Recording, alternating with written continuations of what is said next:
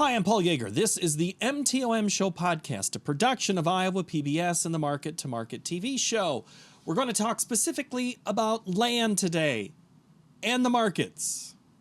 And a little bit about market to market, actually. We'll get into that with our guest, who is a returner. It's Dr. Wendong Zhang. He's formerly of Iowa State University, now of Cornell University in New York. We're going to talk a little bit about how the two compare when it comes to land ownership, phone calls that Dr. Zhang received after releasing his final piece of work at Iowa State University. Who owns the farmland of Iowa? This is a survey that dates back decades and has implications on who owns the land, how much longer they plan to own it, and who's buying it. Those are all topics we're going to cover. We'll also talk about some setups, whether it's leasing or sole ownership or corporations. Who are these new corporations? Is it foreign ownership? Is this a political issue that matters in Iowa and across the country? It varies, and it varies in the type of land, and that's some of the topics we'll get into as we go studying deep and diving into the academics on this installment of the MTOM Show podcast. All right, you've had a full winter to kind of acclimate. Now you're getting into that full summer. New York still wins, right? Better climate? I think summer, especially with over 100 wineries along the Finger Lakes, is pretty nice. And I do have to say that we're talking about agriculture. If you drive around Iowa roads, you'll see a lot of brand new barns are built with the Section 199A money, and you see much less of that in New York State. I think that you see a lot of more, a lot of need for more investment in upstate New York, especially for smaller farms. Well, that's that may be your next project. You can do that outreach there with Cornell. Maybe that would work. One of the interesting projects that I'm dealing with that I think Iowa is also seeing a rising interest about this is about solar. So in Northeast, especially in the New England area, North New York State, there are a lot of concerns about utility-scale solar farms competing for agricultural land. And so they're looking for large tracts of flat grounds, and often these are prime farmland or higher quality farmland. And I think that here, especially with the more limited farmland resources, there's creating a more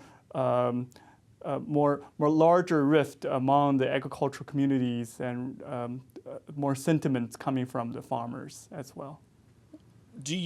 Okay, that's interesting because just a few months ago I had a discussion with an owner of a solar company. He said they're going after smaller tracts of land, 2, 4, 12. You make it sound like in your area or in New York, it's bigger tracts of land. Right. I think in part it is tied with state policy that New York has pretty ambitious energy and climate goals. So to achieve that, a big portion of that is a clean energy investment. There are several large facilities that is above 5 megawatts has been proposed. There are projects that are even as large as more than 20 megawatts. So I think that in this area in upstate New York that people are mainly dealing with a lot of the utility scale solar farms that is beyond fairly big. Of course, that in New York State and other urban area, you see a lot of rooftops investment as well.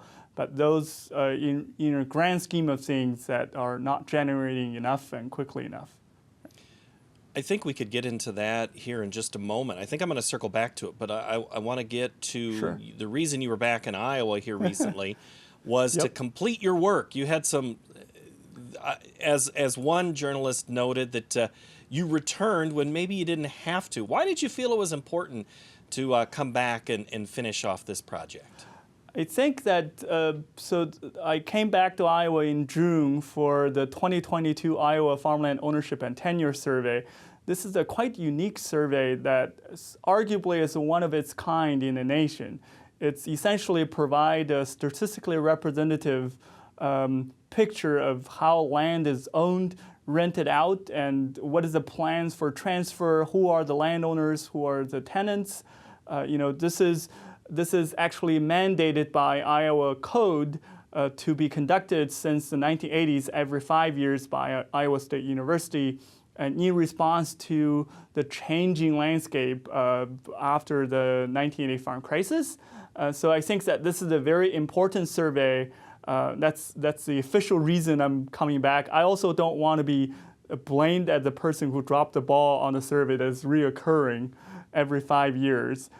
So I think that when you are looking at this particular survey, this is quite interesting because a lot of the data collection efforts, including the one that I did, the Iowa Land Value Survey, and my colleague Jay Abarco did Iowa Rural Life Poll. All these are sort of one-off survey that is not statistically representative. And for the ownership survey, it is actually statistically representative. We do a lot of statistical procedures to make sure that we get the statistics that's representative of all farmland owners and all farmland parcels. So we have a much better picture. To give you one example, that the 2022 results shows 7% of Iowa land is currently using cover crop. And if you're looking at a lot of the producer surveys and that is conducted by extensions through other sources or through crop services providers, you may think that the statistics is as high as 30% or 40%. So this provides a much better accurate representation of what's going on the land and who are the owners as well.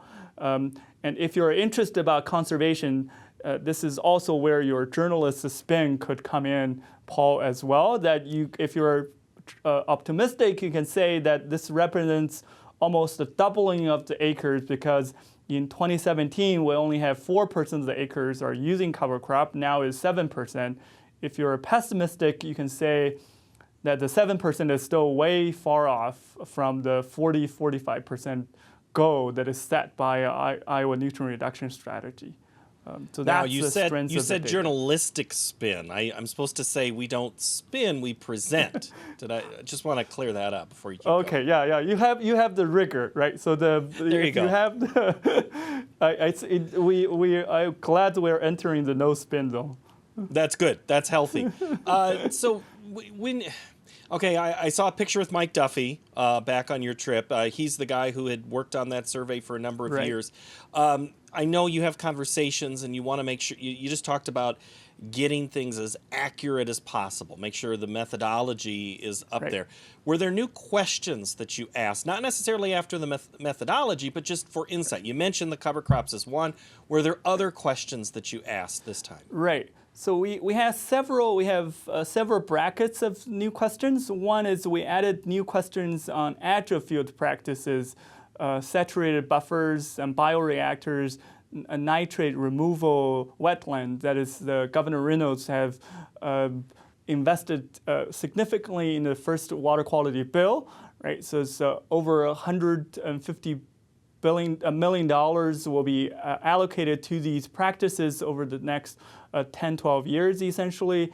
That we don't see as much progress there because this is still at the infancy stage. All these three agri-field practices are still at less than 1% of the acres are currently using them. We do see progress on cover crop and no-till. No-till is up 27% to 30% now. So that's one set that we have some more understanding of conservation. We also added a question on carbon credits. So carbon credits is, for those of you who don't know, essentially that the large companies like Pepsi and say Microsoft want to create the carbon offsets for their carbon emissions. One way to find these emission reduction is to potentially encourage farmers to adopt relevant practices such as cover crop to reduce emissions that is coming from agriculture. In lieu, to do that, they will get the payments either based on per carbon sequestered or per practice or per acre. In general, that a lot of the landowners have already heard about this. 2% of the Iowa landowners are already participating in the carbon credits program, and another 3% is considering. At the other spectrum, that 30% of the landowner have never heard of carbon credits, I think that number will shrink over the next few years because there's quite a bit of efforts to push for that as well. So that's one bucket, that conservation. We also have new questions on beginning farmers. So with the funding provided by ISU Beginning Farmer Center, there's a lot of interest to understand whether the landowners are willing to sell the land to beginning farmers. And so there's an interesting question that we ask, so how many percent are you willing, as a landowner, are you willing to sell to a hardworking beginning farmer at fair market value?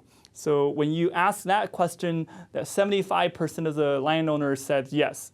But if you further drill down and say, are you willing to sell to a hardworking beginning farmer below fair market value at a discount, then that percent dropped from 75% to about 40-some%. Right? So there is concern among landowners about beginning farmers' ability to pay top dollars, or they worry that they won't be able to find quality beginning farmers in their local areas. So that's another set of new questions as well. I think that these are some of the major ones. But as you mentioned, that the strength of this data sets is not only we provide the update of what the conditions are for 2022, we also have useful information that can go back and to track the evolution of the land ownership and tenancy and transfer trends dating back to 1982. So we can provide a 40-year perspective for a lot of the question that has been asked throughout the decades. You're not supposed to say 1982 is 40 years ago. I remember 1982. That's where I get a little, yes, that was 40 years ago. I hate to remind you, Paul, that I wasn't born in 1982 yet, so I'm still allowed to say that. Oh, man. Oh, wow. So this is before your time. But the nice thing about living in Iowa is I heard I have actually written papers about 1980 farm crisis and even the 1920, 1930 farm crisis. So every landowner, especially the senior landowners, have vivid memories and sometimes painful memories of the 1980 farm crisis, and many of the lenders too. Right? So I think that a lot of the changes and the part of that the survey, in response to the 1980 farm crisis, that provided a better data quality, the better quality data like this survey that allow us to better track the trends and on alert for major shifts like that. Right. Well, I think one of the items that you found in your survey, if I read this right, is that 84% of the land is owned debt-free.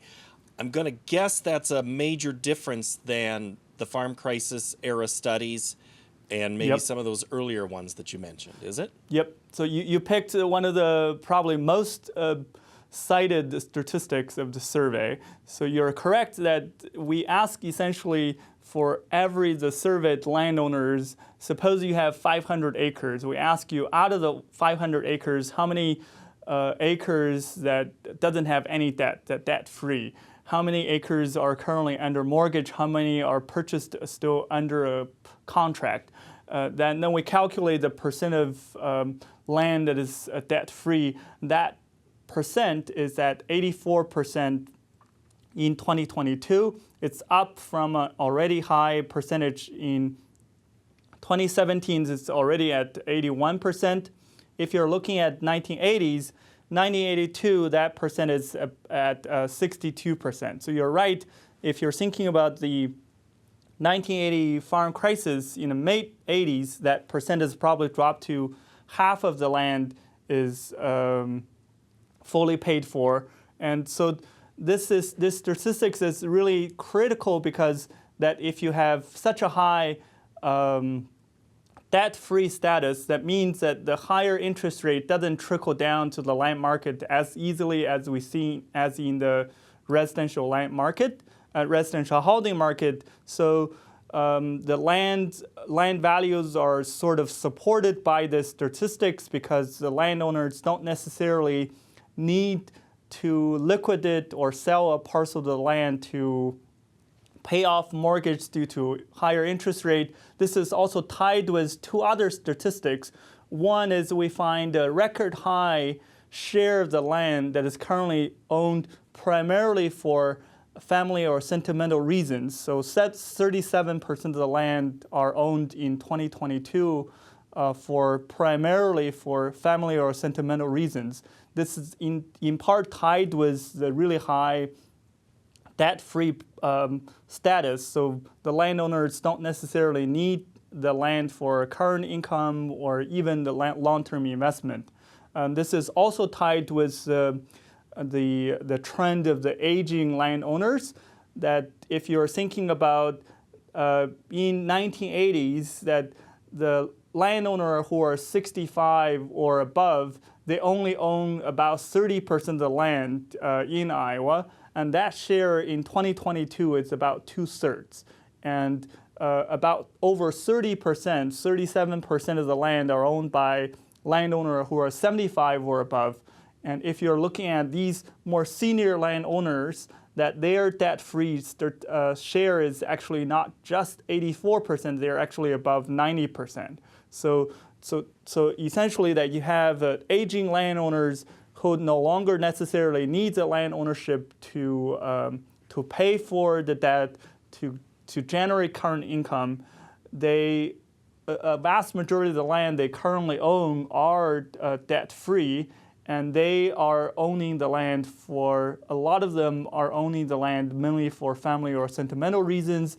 And when you have the record level government payments following COVID and the really high commodity prices, in part due to the Ukraine conflict, and you have the landowners have a lot more cash, and what do they want to buy? They essentially want to buy land, and you see a lot of those reflected with a much, much higher land value we're seeing that compared to, 2-3 years ago, the land values are probably over 30% higher compared to 2019 levels. And if we are thinking about the outlook, because the projected government income is going down and projected commodity prices are probably going softer as well, that we're actually forecasting a stabilizing, probably modest decline in the land market. But even with the projected about maybe around 5% decline, that we will still be talking about much higher land prices compared to 2-3 years ago. Because there's always that adage that land doesn't really devalue, and it doesn't sound like, I didn't hear you say the word correction, just a little letting off the gas, maybe. Is that right? Is that so I think that there is a sort of modest correction in the forecast where at the Soil Management Land Valuation Conference this year, the agricultural professionals forecasted maybe a 3 to 5% decline over the next 6 months on average, but previously maybe the land has rose a little 2-3%, and following that in 2024, the people and even 2025, folks are also forecasting maybe a modest decline as well. Overall, we might be talking about a 10% drop from the peak as we've seen as in 2022. But you can think about the total value. We're currently about maybe at least a third up compared to 2019 values. In general, I think that the supporting factors in part is due to the high debt-free levels and limited land supply. There's also new additional demand sources that are coming investment community as well. That compared to 10 years ago, there are a lot more interest among investors, including some of the higher profile investors like Bill Gates and some of the pro athletes are starting to think about farmland as part of their investment portfolio. But overall, if you're looking at overall Iowa farmland market, it's still a local farmer buying a local land story. And so this coupled with this ownership survey and the land value survey, and so you spot on the most relevant statistics. It's a debt-free rate is so high that that a lot of the financial fluctuation doesn't necessarily lead into a correction in the land market. Okay, you mentioned relevant, but how about political? Because it is a national and state by state, countless legislatures this year talked about Right. who's owning the farmland. Right. They're from China, they're from Brazil, Right. they're from Africa. Right. Are you finding that that is at all the case? So we actually, along with my collaborator Michael Taylor at Auburn University, we actually have the transaction level of the foreign land ownership reported under FIDA Acts. In general, that the foreign landowners only own about 3% of the U.S. Farmland, agricultural land. And if you're looking at primary agricultural corn belt regions like Iowa, that we're only talking about less than a little over 1% owned by, has any ownership rights that is by a foreign buyer, right? And a lot of those are actually wind farms that have the leasing rights for either have bought the easement rights or bought that land for wind turbine development, or they have the leasing rights. And if you're looking at the reported data that the ownership statistics by the Chinese buyers very low, that if you're looking at even the more recent purchases, that China is not even in the top 10. So the dominant buyers, the top buyers, Canada, and the top categories are often forest land or pasture. So they don't necessarily are in the area of Iowa, and think that they're more smoke than value in reading into how the land market is significantly impacted. Even they're buying land, but it's not looking like it is land that's 180 for corn or beans. It might be 180 of forest or timber or something like that. Right, and if you're looking at the typical foreign buyer is typically a Canadian company as opposed to a Chinese company. Okay. And so if you're looking at just looking at the Chinese purchases, that one billionaire bought 130,000 acres in one county in Texas, and that doubled the entire Chinese holdings over the past decade. So this is very sort of unique situation, and in part, unfortunately, reflective of a deteriorating U.S.-China relations. And I think that there definitely, I think there could be more information provided about investor-owned land. So when you're looking at the database, you often only see one of the investor buyer listed there, but we could know more for the minority holders. But currently, it's not driving the land market. Similarly, Bill Gates is not shaping Iowa land market either. That in part because Iowa has dubbed as the anti-corporate farming law, that the corporations with 25 stakeholders or more cannot easily buy Iowa farmland beyond 1,500 acres. Okay, I'm going to now take you to a family event over the holidays when I had someone pull me over and say, Paul, what I'm hearing is so-and-so who sold that land, he was just a front for somebody else. How do you, that is a foreign owner. You just talked about minority ownerships or Right. majority ownerships. How can you tell if someone listed in Iowa as the owner, but the majority of their funding is coming from somewhere else? Is that something you're able to track in this survey? And is that happening? In this survey, no, but so there could be happening, but it's in general no. That there are cases where there's a Arkansas billionaire that is creating joint ventures with local farmers to bypass the investor restrictions, so they can create ag corporations that will suffer less restrictions. When it comes to foreign land owners, we don't necessarily see as much evidence to that. Of course, there could be some anecdotal cases of these things happening, but overall, if you're looking at the Iowa Land Value Survey, that from the ag professionals and from the landowners in general, we find that over 70% of the land are bought by local existing farmers, and even the 25% of the investors are probably half of the investors are retired farmers. It's not necessarily the foreign buyer that is driving the land market. Do you anticipate in the next 2 to 22 years, as farmers age and these landowners age to a point where they are no longer with us and the land passes, and there might do we have an issue coming soon with land ownership and the age of that, and maybe throwing a lot of this out the window that you've been able to find? So I think that we do see two trends related to that. One is that over time there's a lot more institutionalized ownership structures, that there's a move away from sole owners and joint tenancy, husband and wife ownership, to land trust and to corporation and LLC.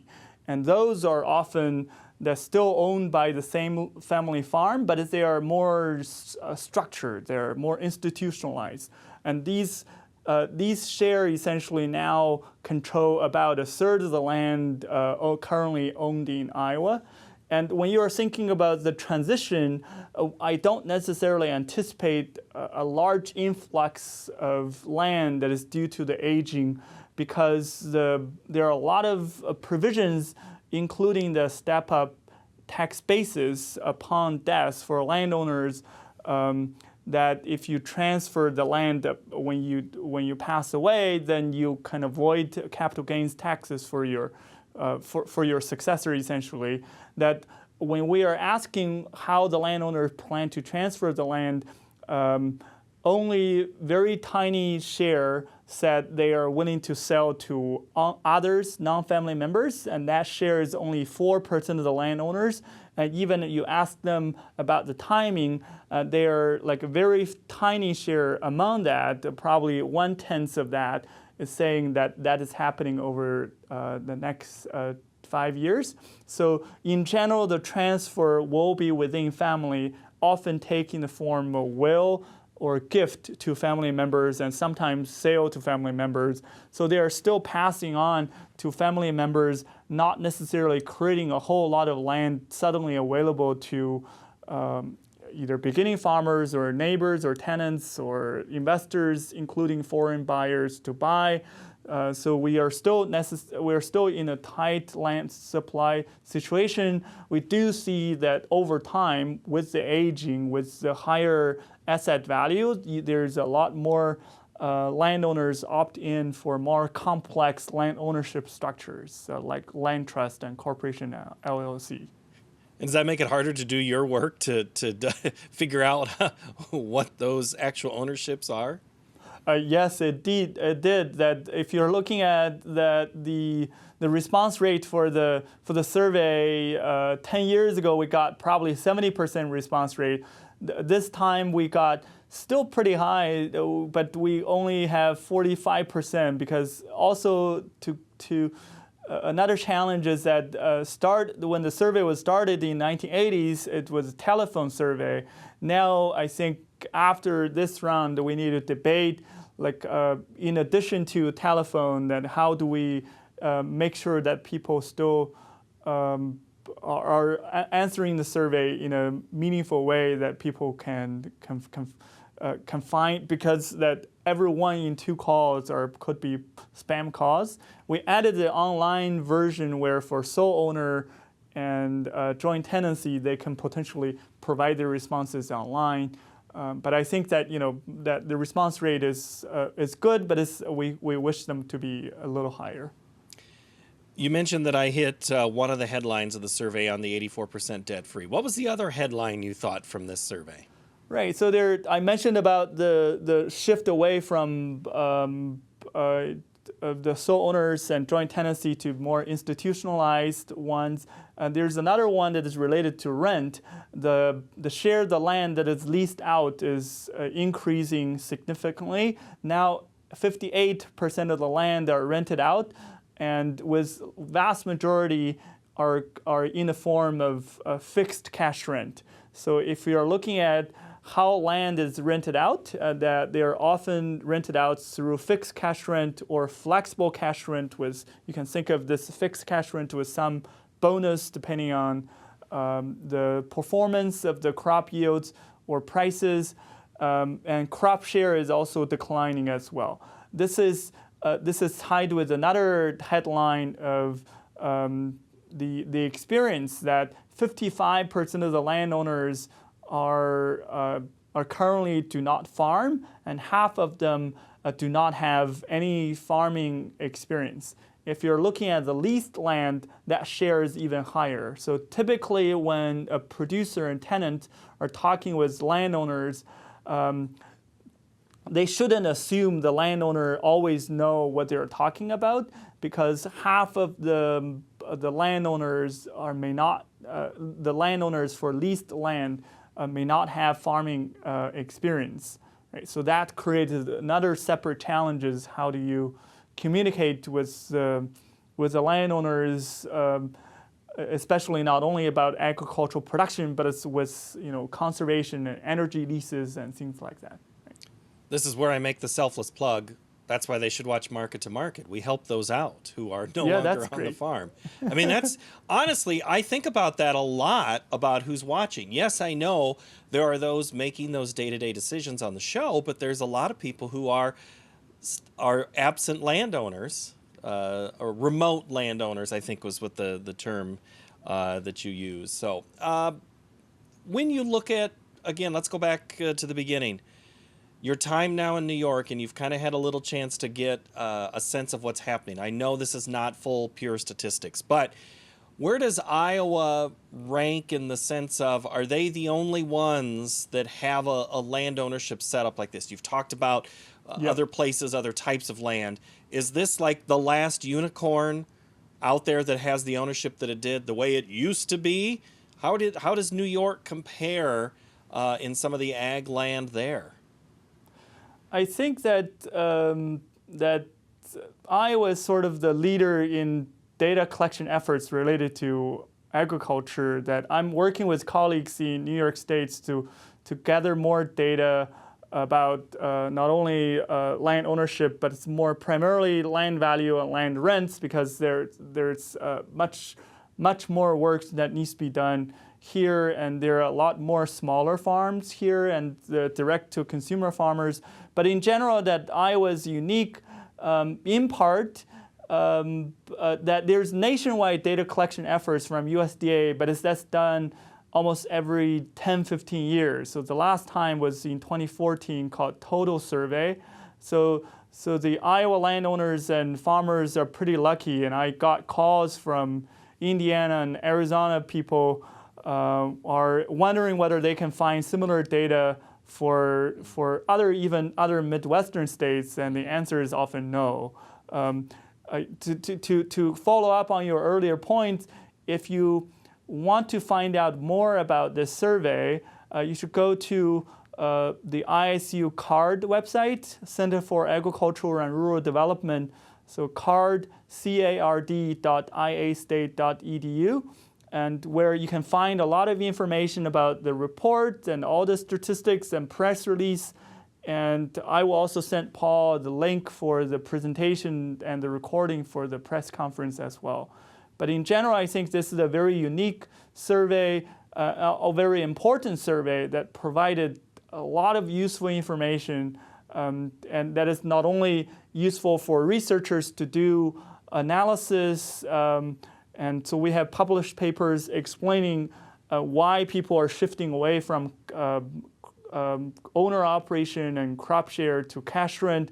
But beyond that, there's very good information about to get a sense of how land is owned and how the land is rented out, and so you can compare with your own situation and learn a lot more about your land and the landowners in general as well.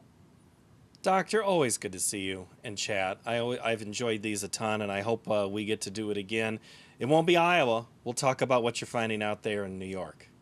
Yep, I think that what is interesting about agriculture, as you noticed, is that, for example, that both Iowa and New York are agriculture increasingly are influenced by energy and climate policy. So I think that there are surprisingly many similar things, and I definitely look forward to talking with you again. Thanks again for the opportunity. New episodes come out each and every Tuesday. They're released in both audio and video form, so you can subscribe either way, whether it's on YouTube or wherever you get your podcasts. We'll see you next time. Thank you for enjoying, hopefully, our content.